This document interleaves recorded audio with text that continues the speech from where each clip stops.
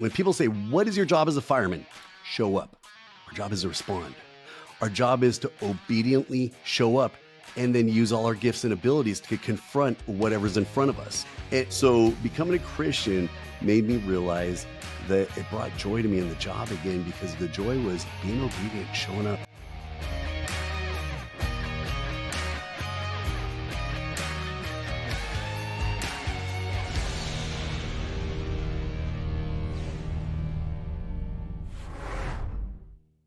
Hello, everybody. Welcome back to the First Things First, a show where we talk about setting our priorities in the right order to help us fall in love with the job again. Once again, my name is Helton Pereira. I'm your host, and today I have my brother and my friend, Jason Sautel. Jason, welcome, my brother. Helton, thank you for having me on the show, bro. I'm so stoked to be here, man. Awesome. So, Jason, I had an awesome opportunity to meet you this summer. We were at Firemanship, and we ran into each other in the hallway after you gave an awesome presentation about your book.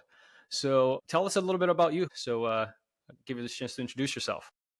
Not a problem, dude. And again, thanks for having me on. So about me, I'm pretty much the biggest nobody that you're ever going to have on your show. So just be prepared for that, man. I mean, this thing is going to take off. You're going to be having all these famous folks, and they're going to be like, who's that guy that came on to the episode 11 or whatever this is? But let's see, dude. I am an author. I'm a speaker. I basically am an encourager. And I just love talking to folks about the gospel of Jesus Christ. But during my time in the Oakland Fire Department, and prior to that with Riverside County Fire Department out here in California, God used that time to put me in a space to be able to speak into the lives that a lot of folks can't, which would be mine and yours in the fire service. And that's where I'm at right now. For the past few years, since I had to leave the job after about 28 years due to a hip and back injury, I've been spending my time writing, encouraging, and just going out and speaking to people and trying to shine a light into a very dark area of our job, because everyone really loves to talk ventilation, making the push, pulling hose, all that, which is awesome, dude. I love that type of stuff. But I'm gonna be honest with you, there's so many young cats out there that can do that. And I leave it to them, like, go get it, you guys. You don't want my version of training, because I just kind of old school. People will be like, so Jason, how did you learn vent, enter, search? I'm like, I have no idea what that means. They're like, oh, when you go into a house, I'm like, oh, go and get a victim and pull them out. Well, we went in and we got them. And how did you learn how to bail out? When it got too hot, we bailed out. Well, what about hanging onto the ladder? Well, I didn't want to fall to the ground, so I hung onto the ladder. So we kind of learned old school with the way that I went, which is cool. But the new generation of guys being able to put all that together in a class that other people can learn instead of just learning it on the job is awesome. But for me, it's taken all the bad parts of the job, all the negativeness, all the pressures, all the struggles that I have, and shining a light on that and normalizing it so guys will talk about it, guys and gals will talk about it. And that's what I've been up to the past. That's awesome, brother. I loved your presentation. I loved your book. I love the stories that you shared on there. So tell us a little bit. Let's go back before the fire service, because obviously you weren't born a fireman. Well, actually, no, I'm just kidding. So where did you grow up, and leading up to how did you find the fire service? So what was Jason before the fire service? Yeah, it's crazy. I always say that I didn't find the fire service. It found me. It's kind of crazy. But growing up was tough. When I was about 7 years old, my parents divorced, and my mom actually left my dad because he was a very abusive man, and she moved 500 miles away. And her plan was to come back and get me, but she never did. And so I had to live under that abuse of my dad. And bro, let's just say worst case scenario on all things. Not beatings were worse than anything else, but just the poverty. I didn't get my first bed until I bought it with my fire department check, because I slept on a mattress on a floor in a nasty little duplex apartment type setup with just my dad. Going to school was really rough because all the kids didn't like me because I was that stinky, nasty kid that, I was basically giving down hand-me-down clothes for my dad. How crazy is that, right? And school was tough because the teachers would tell me to get my homework done, and they'd be yelling at me, and I'd go home and I'd ask my dad for help, and he would say, it's the damn cheat teacher's job to help you with your homework. And then the teacher's like, it's your parents' job. And meanwhile, I'm like an 8-year-old kid struggling here, dude. So I started becoming very bitter, very young. And as that carried over into my teenage years, right about the 10th grade, what was actually the 10th grade, the first month of 10th grade, I finally got chucked out of school. They tossed me out. I had been passed along each class. I'd be getting like D minus, D minus, D minus. But once I got into high school, that ended because, you have to keep track for college and all that. And so I got thrown out and sent to a high school for kids that get thrown out of school. And I got thrown out of that one too. So, right about age 15, I just started surfing. I started skateboarding and hating the world. I mean, I hated my dad. I hated my life. I hated anyone who had something good. I hated them because they had something that I always wanted. Everything good in my life had always been taken away from me. So my younger years sucked, bro, to be honest with you. But this is the beauty of the Lord and how he uses all those struggles and all that trauma that I went through. One day I was skating with a group of guys, and hear me out on this. I never took on the ideology of the guys that I skateboarded with or hung out with, but they were in a gang. And being in Southern California as a young white dude, even though my face looks all red because I've been out, doing work and gardening out here, the skinheads took me in, bro. Again, their ideology to this day sickened me to that day, even though I didn't realize it. But when you're a young man and you're not given love at home, you're going to go out and find it. And when people give you acceptance, you're going to accept it. If I was, a young Hispanic guy, I'd be like MS-13 probably. Or if, in South Central, I might be a Crip or a Blood. It's just who you're around. It's the likeness of people that you kind of blend into. And so I was hanging out with those dudes. And I knew like it was the stupidest thing in the world, but skateboarding with them was rad, dude. And, being surfing was cool because I was always good at surfing and skating and the physical stuff. And I never got to play sports because if I asked my dad for even a PE uniform, I'd take a beat down, dude. So I just had to sit back and watch everyone do stuff. Well, one day while we're skating in an alley, this dumpster next to us just happened to catch on fire, bro. No idea how it happened. So we're skating around this dumpster, it's on fire. Someone calls 911 and the fire department shows up. And as they show up, I just thought, wow, be honest with you, young man, even though I was a punk, seeing that fire engine pull up is sick, dude. It's cool. Even to this day, when a fire engine goes by, my old butt looks at like, oh, that's pretty cool. It's the only job in the world where a 2-year-old to a 99-year-old turn their head and go, that's a pretty slick job, So as a young punk, I did that. And when they just pulled the red line and were putting out the dumpster fire, they weren't coming to talk to us. They knew that we were the ones that started it. And the guy started throwing out some words to the firefighters, like, I'm not going to throw it out here, but dude, like the N word and just saying stuff. And these, there's like, I think one guy was Hispanic on the crew, but what they were saying to him was like, so it sickened me to my soul. So I'm like, bro, those are the firemen. Knock it off. And they turned at me and they're like, what? See, we knew you weren't like us. And they start going off. And they skated away, looking back. Yeah, we're going to kick your butt and all this. I'm like, whatever, bring it. I've been turned away from people my whole life and been in fights my whole life. So I'll go against you guys. And they took off. And I remember just sitting there. And all of a sudden the guy came over who later found out was a captain. He comes up to me and goes, hey, bro, have you ever thought about being a fireman? I'm like, no, never thought about it once. This is why I said the fire service found me. He's all, man, we could use guys like you. And I was like, okay, so what does it take? Mind you, I'm 17 at the time and I drop out of high school. He's all, well, high school diploma and, we'll train you through it and stuff. And I'm like, well, I'm out. I don't have a high school diploma.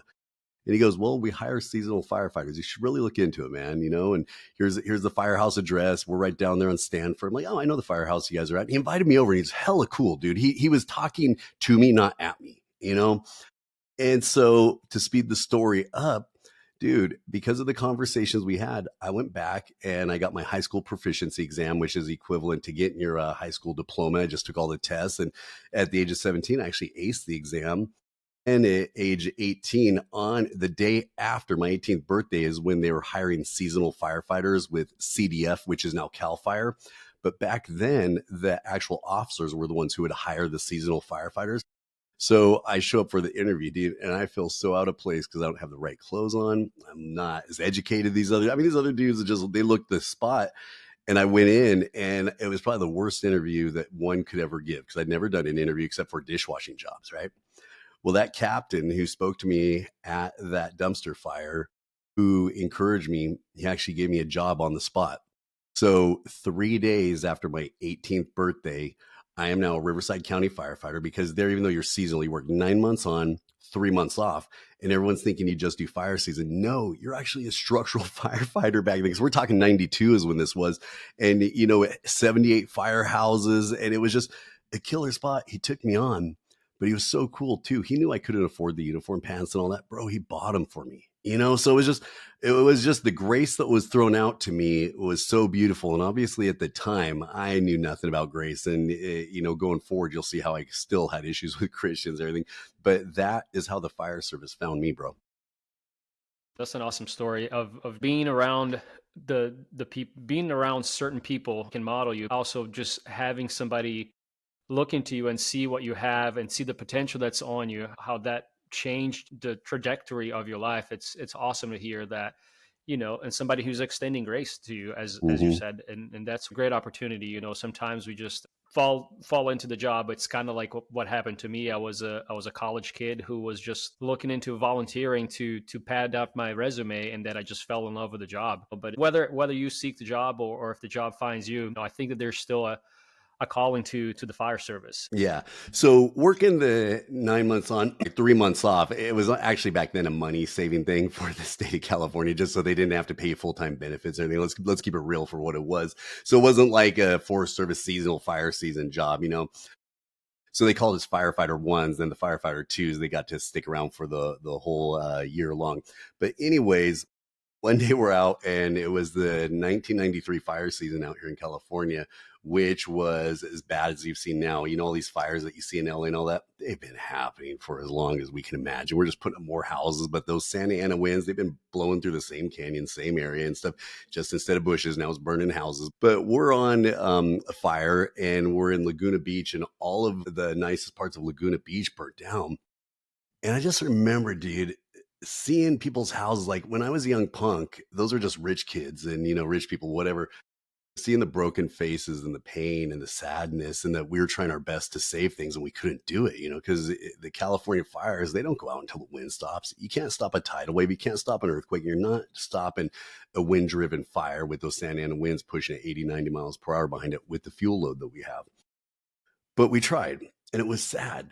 But to make the story kind of funny, we were on night watch. We're hanging out. It's me and a captain, a couple other guys, and the LA City guys were out there. He's all, bro, do you know what those LA City firemen are making? I'm like, what? He's all, dude, they're making like $19 an hour. I'm like, what? Bro, I'm making $4.25 an hour and I don't get paid after midnight. I'm going to go be a city fireman.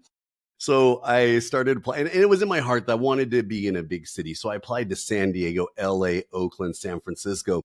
And Oakland is just where I told the best lies, and they called me first. So that's where I landed, man. And so shortly after being down there in Southern California, I also went to EMT school and paramedic school. And I want to say why.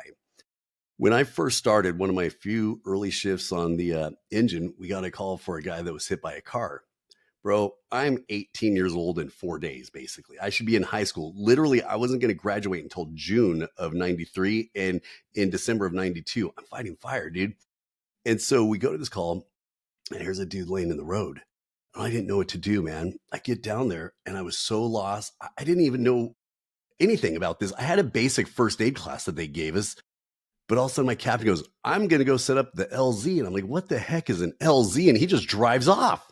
Well, he's going to set up the landing zone for the helicopter because we're kind of in a rural area. And people are stopping. I'm telling you, the citizens were helping this man more than I was.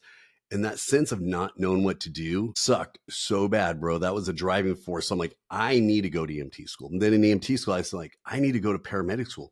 And I know the old school firemen are like, you don't need to be an EMT and you don't need to be a paramedic. And trust me, I've got that old school fireman in me too, man. I'm not a big fan of all the medicals we go on, but I wanted to be the best at everything that we're going to go to. I couldn't just sit there and not give the best to people when I was getting a paycheck. Mind you, at this point in my career, I wasn't talking about, the gifts and abilities the Lord had given me, but as a dude that's earning a paycheck. And I said, yeah, I swear to help these people. And I couldn't help them.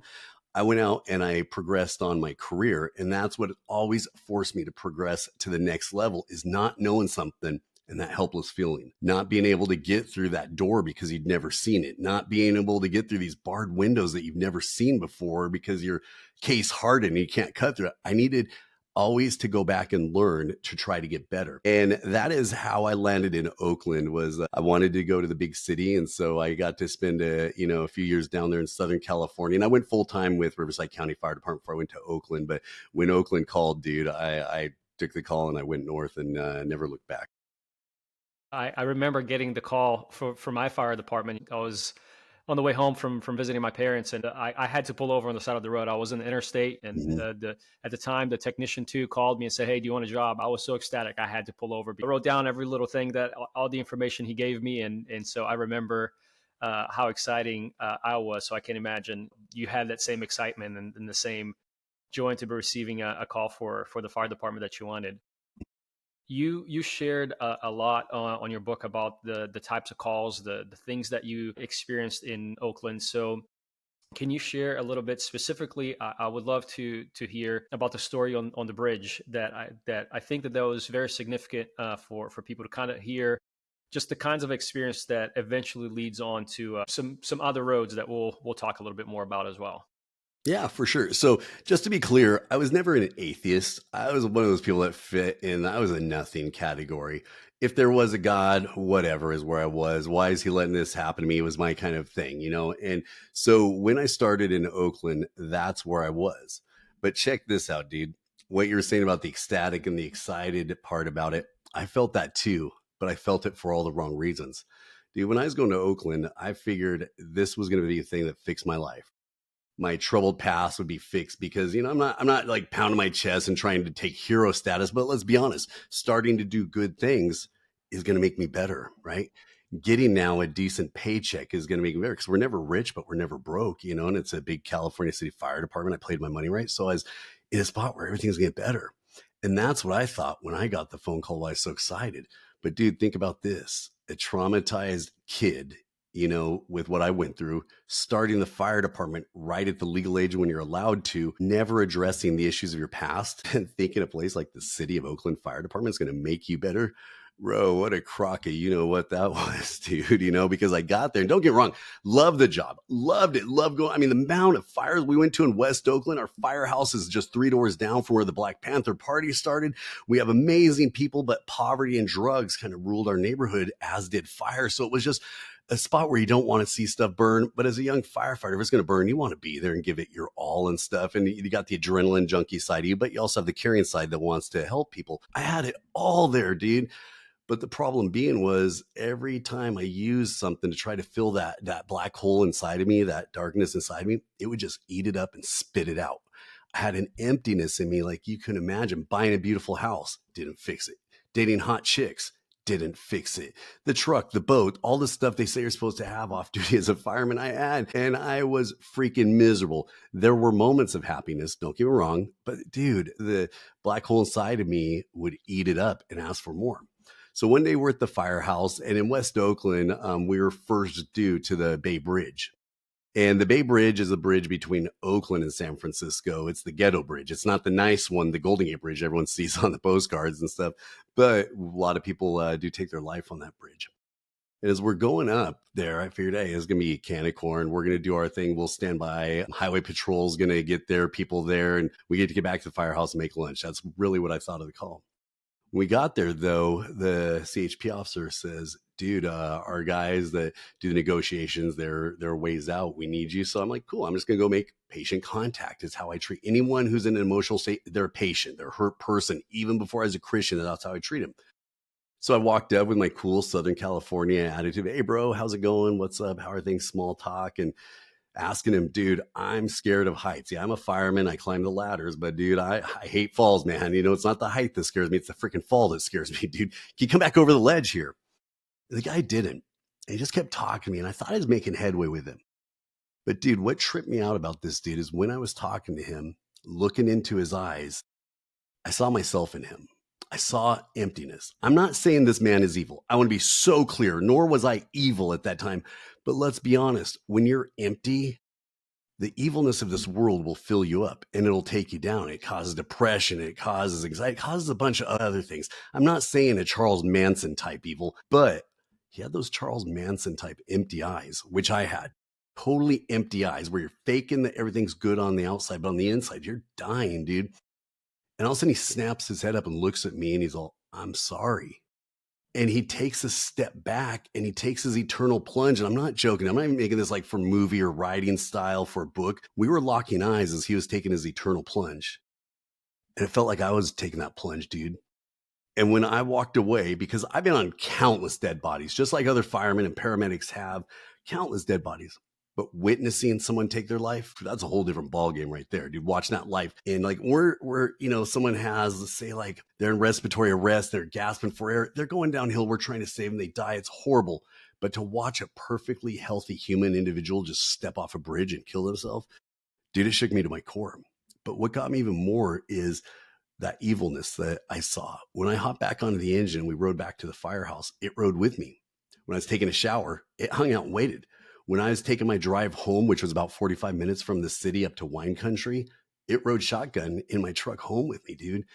And it finally told me, this is where we stand. This darkness that had been chasing me ever since I was a child, ever since I was in kindergarten, I first experienced it. Now it had a face to it. And it was a face that was honestly taking me down, bro. And that's why that call was so significant, because the tagline of the book sort of is, a quote, a rescuer who can't rescue himself. Well, that's a tagline for our human life. A person who can't rescue themselves. That's how we are without Christ. And that's where I was. And that was the moment I truly recognized it, but I did not recognize the help that I needed. So at this point, how far into the fire service are you? Are you in the beginning of your career? Are you in the middle? I was about 8 years into my career and just going downhill. And at this point, you said you bought the cars, you bought the boat, you tried the girls. Is this like a turning point for you where you now find Christ, or how do you take that experience? Perhaps is there an awakening that comes with that? Like what changes after this and many of the other experiences that you share in the book? Yeah. Yeah. So think of it like this. Think of it like a dishwater in the sink. When you're done, you pull the plug on it. You really just see the water slowly going down, right? As it's going down. But once it gets down to that last inch, you see the swirl and it really takes off fast. I was in the swirl to take off fast phase now. I've been in the downward plunge. It wasn't the downward spiral, but that call and that point in my life right there is when the downward spiral took off, dude, and things got bad. But it's also when God really started reaching out to me, and I wasn't recognizing it, but he went into overdrive also to pull me out of that downward spiral. So during that point in my life, dude, like I would go on a call for a medical, and I'm not going to fake the numbers, but hundreds of cardiac arrests on elderly people at that point, coming up to 10 years as a paramedic or wherever I was in my career. Dude, after we would call someone, we'd call them, say family. I felt true pain for them, it's sadness, but let's go back and have lunch type attitude, right? Well, on one particular call, this lady that had been married for 70 years, it was my job to tell her husband was dead. And dude, I had a lump in my throat. And just so folks out there don't think I'm trying to talk myself up or down, Oakland's old school. Dude, if you want to run a medical back then with a cigar in your mouth, go for it. Just put it out before you walk into the patient's house. Leather helmets, leather coats, no turnout. We didn't wear turnout pants. We just wore our regular station pants and our station boots into fires. We didn't even use those 3/4 boots. We just put on a coat and a mask and no hood, and we went and fought fires. So the tough guy attitude definitely carried in on medicals. So did the care, though. But when I was on this one medical, I was getting ready to tell her that her husband's dead. This lady's all of 5'2", maybe 5'4". I'm 6 foot, pushing 225 of just pure workout strength at that time of my life. And got to tell her that her husband is dead, dude. I couldn't say it. Well, check this out, dude. She has this Bible. And mind you, I couldn't stand Christians for the most part just because they had everything good and I didn't. And let's be honest, if you talk down to me and I would hold that against the whole crowd, one Christian treated me bad, they must all be jerks, right? But dude, she recognized that I was getting ready to cry. And she puts her Bible down. She comes over and she hugs me and she says, "It's okay, my child. My husband, my sweet lover," however she said it, "is with Jesus."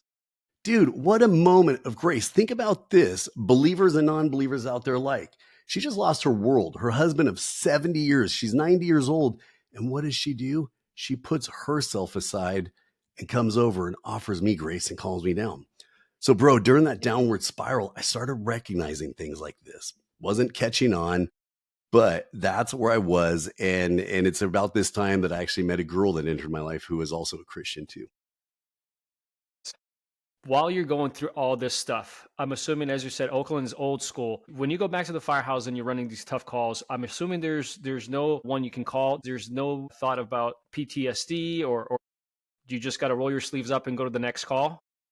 Yeah, it was the early days. So we had EAP, we had that stuff, but it was suck up and deal with it attitude, because my generation was like taught by the Vietnam veterans, who the Vietnam veterans were honestly taught by the World War II guys. So the trickle down effect of the tough guy, and these guys were legit tough guys, But they were also severely broken dudes too, because back then we didn't talk about our feelings. You come back from a 3 alarm fire. I remember I was 2 days on probation and I'm at 4 engine 2 truck and we catch a working fire with 3 fatalities. We get back to the firehouse and all those big old giants of firemen that I just looked up to, they just, back to bed. They're dead asleep. I'm like, bro, we're just overhauling around dead bodies while we're waiting for the coroner to show up. And I'm like, what the heck? But they just went to bed. So no one ever told me to suck up and deal with it. It was just like, how do you know to make the coffee as a new kid? Because you see people do it. You absorb it, right? And so I absorbed that we just suck up and do the job, dude. But that is what started taking me down too, man, was because I had nowhere to drop it off. Yes, we had brotherhood. And just to be clear, I wasn't this guy who was like so sad no one to work with. I was the life of the party because what I try to tell guys, and if anyone's having any suicidal ideation or issues, reach out for help. It's on you to reach out for help. I make that so clear because even after I wrote my book and I talk about my suicidal feelings and stuff, guys from the fire department hit me up like, dude, we never knew. And I said, well, no one ever knew because firemen, we're the greatest liars on the face of the earth. We are. We use it for good, but we're the greatest liars. We are stone cold lifesavers, not stone cold killers, but a stone cold killer. They put on that face. And what is their one objective? To kill, right? To kill. As a stone cold lifesaver, we put on that same face because we can't make our judgments based on our emotions. So we have to put them aside to save. So we're stone cold lifesavers. So we lie about our feelings. We lie about all that and we can take that anywhere we go. So if someone was to ask me how it wasn't a, I'm fine, or like how these psychologists teach it, like, oh, if you talk to someone long enough, you'll get through. Bro, you ain't getting through this. You were not getting through this, man. I was a happy-go-lucky surfer that was out hanging with chicks and doing all this stuff. But just on the other side of these eyes, I was living in a world of hell, ready to take my own life. So this is why I'm clear to the guys that are struggling. It's on you to get help, bro. You got to get help. People out there, be available for people too, though. Be available. And I'm sorry I'm going here, but when I talk about this, I have to make sure I let this be known to people because I don't want anyone to feel guilt. Like everyone always says, oh, we should have recognized it in this guy. We should have. No, you shouldn't have. I'll be very clear. If I wanted to take my life, ain't no one was going to stop me. You know, and I'm talking ghetto talker. Ain't no one going to stop me, okay?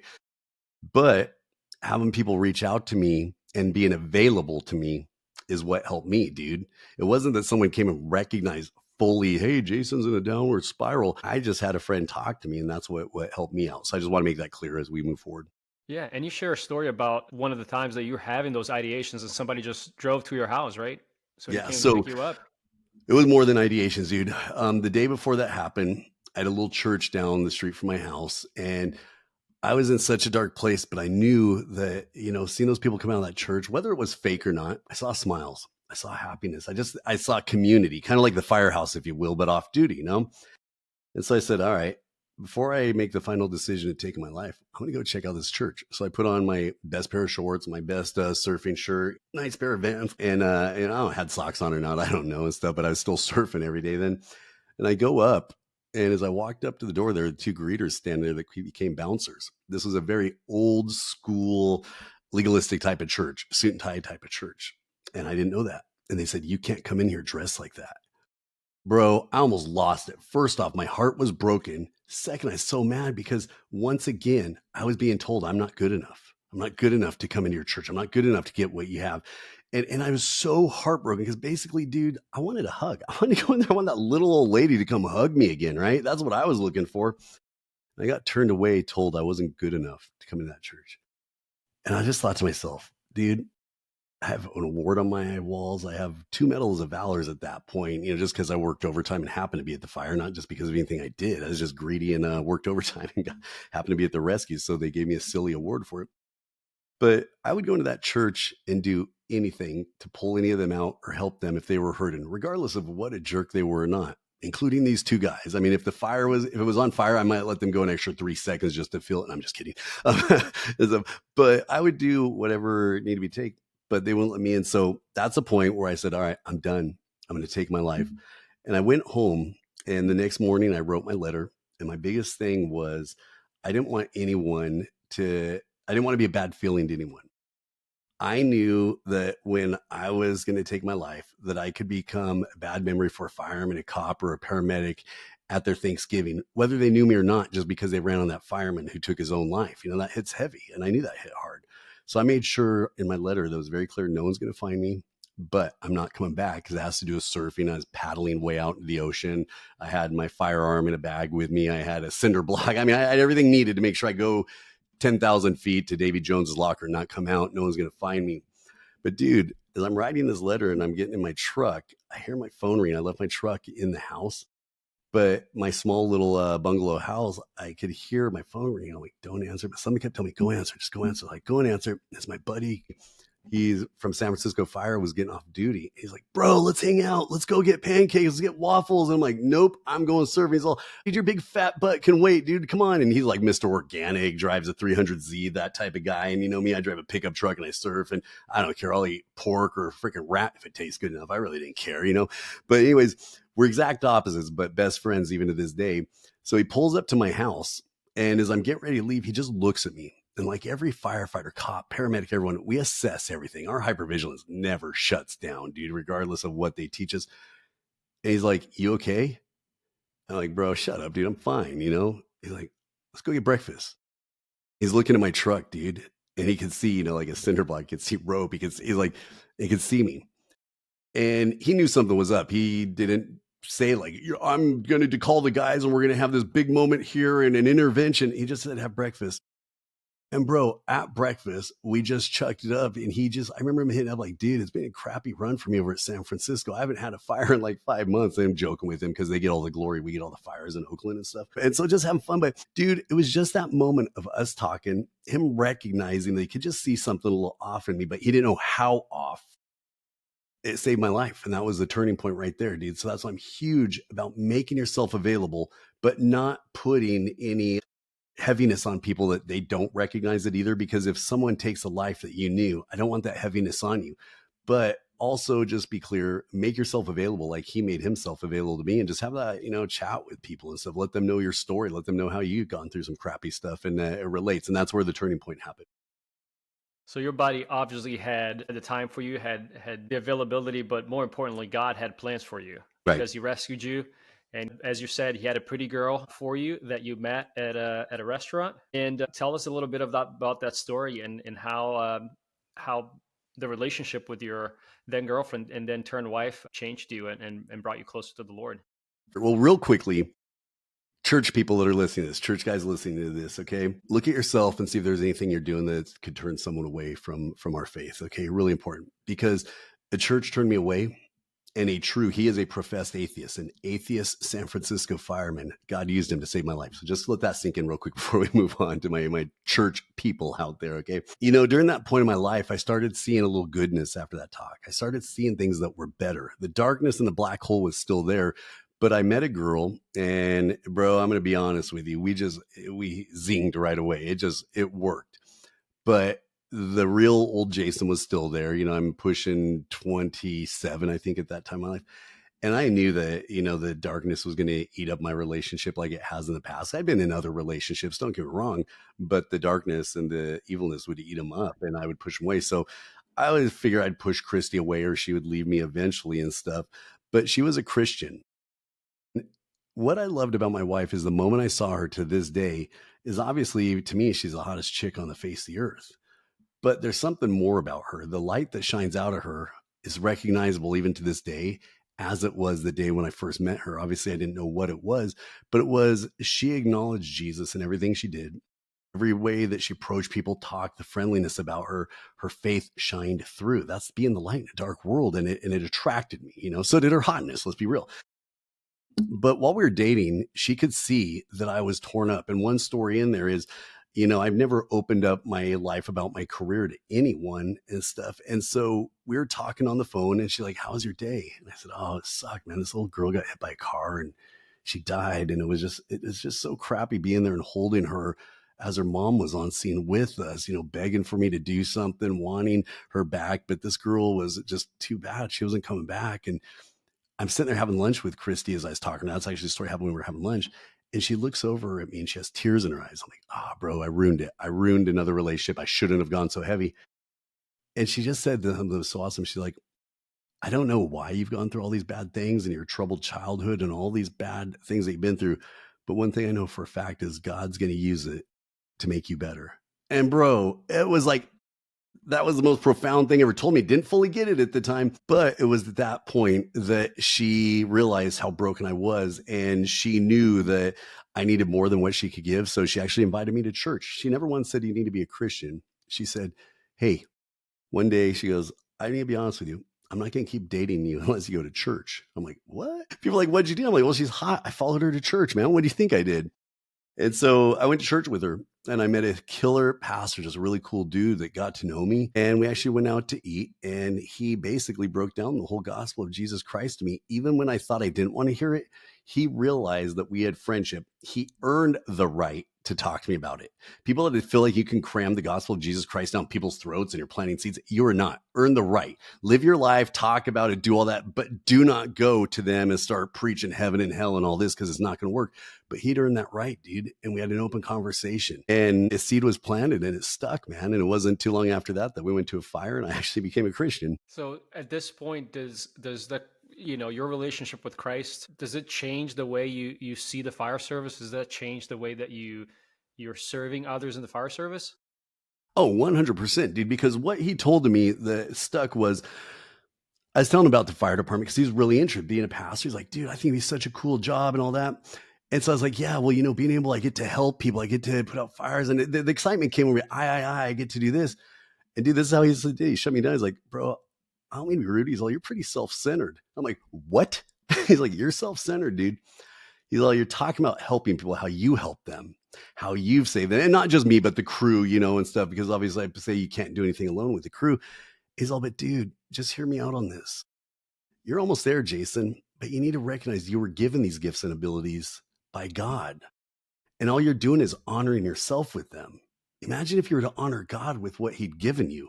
Man, I bet that'd be a spectacular job. And I was like, fight that one, dude. Even as a non-Christian, you're like, bro, I wanted to punch him in his lip, I wouldn't have, but there was no defense for that, dude, because he was calling me out for me. I, instead of thank you, God, for letting me be on this fire truck this day. Thank you for giving me these gifts and abilities. Thank you for my physical health. Thank you for my education to go rescue these folks, man. Thank you, God. All glory goes to you. And when I was at a fire shortly thereafter, I got into a bad situation. I was deep in a building. I was alone in Oakland. The only people that had officers radios were the officers. And I was in a fire and I was in a bad spot. I got trapped and I thought I was going to die, dude. The RIT team had to come in and rescue me. And it was at that moment that the conversation I had with that pastor, the messages I heard at church, and everything that God had been presenting to me up at that point in my life became real. And the darkness of that fire I was in, the pain of my turnout pants were starting to burn and my legs were starting to blister. And I remember just thinking, I don't want to die. God, I don't want to die. I don't want to be like this. And it's not like the fire went out and all of a sudden the heavens opened up and doves were surrounding me. Jesus didn't show up. A pack of firemen on a 2.5-inch line showed up and knocked the fire and pulled my dumb ass out of the fire. There's some real talk for you. But he used that moment to really show me that his word is the truth, man. And it was right after that I did become a Christian. And to fully answer your question, how my perspective changed was I now realize that the people that would drive me nuts were in his likeness. I realized all the things that I'd gone through, the hurt and everything wasn't my fault, but there was someone greater who wanted to take that from me. So becoming a Christian initially, people were like, so did everything get better? I'm like, no, it still sucked. I still had depression. Women were getting raped. Guys were getting shot and people were burned to death in West Oakland. They're like, wow, that really makes me want to be a Christian. I said, hear me out. There was clarity. I was given clarity on what was my fault, because there's a lot that's our fault. What was not my fault? There's clarity in what I could bring to a scene, and clarity of what I couldn't bring to a scene. It opened my eyes up to the fire service that our job is to show up. That's it. When people say, what is your job as a fireman? Show up. Our job is to respond. Our job is to obediently show up and then use all our gifts and abilities to confront whatever's in front of us. And that's where we find our joy. If we try to find joy on the outcomes of this job, it's going to be the suckiest job on the face of the earth. If we try to find joy on the outcomes of our life, this life's going to suck, dude, because we want it our way.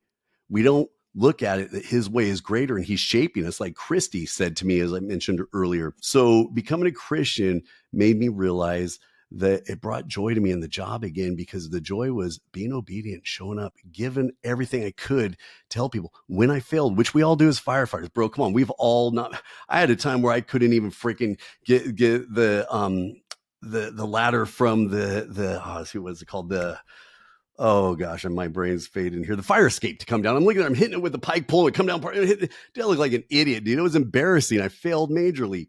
But what did I do? I went back, and about 150 times I trained on that. So that's what the clarity of the Bible's given me, is when we screw up, find joy also in going through the process of making yourself better, not to make yourself better so you can be a better vessel of helping other people. And that's the clarity I got, dude. But it's also where I'm at now, it's given me an urgency to preach the gospel of Jesus Christ, because when people like us watch countless victims take their final breaths as their eternities are being locked in, it has to give us a sense of urgency to preach the gospel of Jesus Christ, because we're in a position where we see eternities get locked in.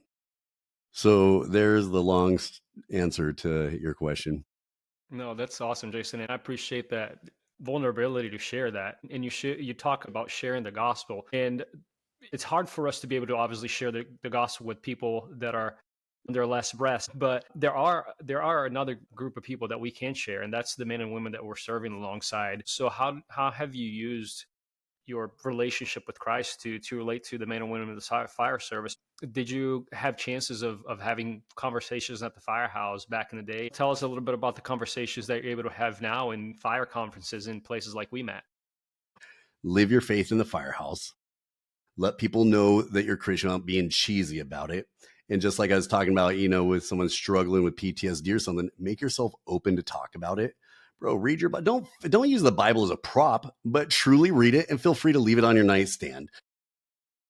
If the crew doesn't pray, say a small prayer, but don't make it uncomfortable for them either. You got to remember, you're a Christian in a non-Christian world. They're not non-Christians in a Christian world, just so we're clear on that, but, be the light like my wife was, I mean, hey, maybe you think I'm hot enough, you want to become a Christian. Just kidding. But, you want to let the light shine out of you in the firehouse, but that's a tricky spot. I tell guys, don't overdo it there. Live your faith, live it, live it, live it. And stuff. Don't be that Christian no one wants to be around, and be hella cool and love everyone, love everyone like Jesus loved them.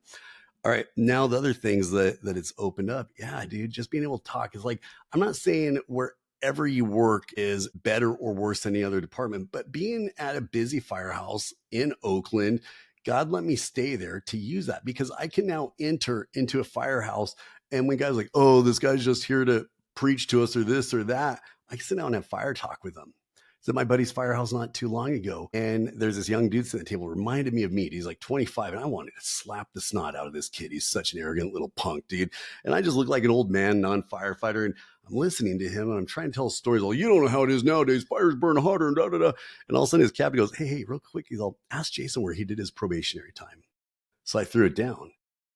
And all of a sudden, the captain goes, Jason fought more fire in his probationary year than you're ever going to see in your career in this department. Okay. And not to be like, I'm better than anyone, but to be able to use that to walk into a firehouse and be like, I've walked in your shoes. I've been beside you in the fires. I've been there. It's given me that ability. Then it opens up to have other conversations, but you have to realize, if someone is not ready for the conversation, don't have it with them. Just walk away with them thinking you're a hella cool Christian. Being on stage. I hate being on stages, dude. Hate it. And I'm asked all the time. The only reason I'm on a stage is so people can hear me. That's it. I'm no bigger, no better than anyone else. I'm actually less than everyone else. So getting off the stage and being able to hang out with people, that's what I'm about, dude. Getting back in the crowd and the audience and being there and being in a conversation with you. But the greatest conversation I have, dude, no disrespect to you, is you're saved, you're cool, we get to chop it up and do this, is great, is when a non-saved person comes and talks to me and asks me questions, dude. That is where the fruit of walking in the light is, dude. That's awesome. You're a great brother that I get to have fellowship, hang out with, grow with. That's cool, but you're safe. So I don't really care much about you right now. I'm still going after the ones that are trapped, as are you. You know what I mean? And so that's the coolest part about it, is being able to use this to go get the lost, hurt, and the lonely, and truly talk to them in a way that shows your care for them, that shows that you've been there, but you don't ever say, oh, I've been there, so I know how you feel. But sharing your story lets them understand, wow, this guy's been through a lot, so maybe I can open up to him. That's awesome, brother. And I agree with you 100%. It's not about Bible thumping people at the firehouse. One of my favorite verses is John, I believe is 1:5, which is the light shines in the darkness and the darkness shall not overcome it. So it's just about being the light wherever we are. It's just, as you said, living out our faith, not because we're better than people, but just, as you said, giving the opportunity of people saying, hey, like that guy, he's obviously knows something that I don't know, or he's doing something right that I'm not doing right. And that's a lot of why I started the first things first. People were asking me things that I was doing or things that I was doing right, which I just thought like, no, I'm just trying to figure this thing out too. So I appreciate that. And I really love what you said. It's not about being on stage. Being on stage is what gives me the ability to have the conversations off stage. You know, God has just positioned you to have a platform to share your story. So just like we are here having this conversation, and I want to thank you for the opportunity that you have given me to share your story, to share with others about what you have been through and what you have gone through. So if somebody wants to reach out to you and wants to talk to you, how can they do that? Yeah, the best way to do it is I'm not trying to pitch my book or do all that. If you want to read it, get it. If not, don't sweat it. But in the back of my book, I have my email address, which is gracefullyrescued@gmail.com. You can go to rescuerbook.com if you wanted to learn more about my story and where God's taken me. And then just the social medias and stuff. They're out there, dude. Social media is sometimes hard to get a hold of me on because I love pouring into the dark space of social media. But my page is like blown up to like 730,000 followers now and stuff. So to try to keep up with the messages can be tough. So gracefullyrescued@gmail.com is the best way to get a hold of me. Those are the best ways to hit me up. And love to chat with any firefighter out there, because I do limit my ministry now mostly to firefighters and first responders, because God's put me in this area here. So it's the firefighters and first responders that I actually interact the most with. That's awesome, brother. I appreciate and what you're doing. I will continue to pray for your ministry. That God continues to bless you and to grow your platform, just to give you the opportunity to share your story with more people. So everybody, if you liked and enjoyed this conversation with Jason, share the podcast, give him a buzz, reach out to him, and we are excited to what God is going to do with this conversation. So we'll see you guys next time.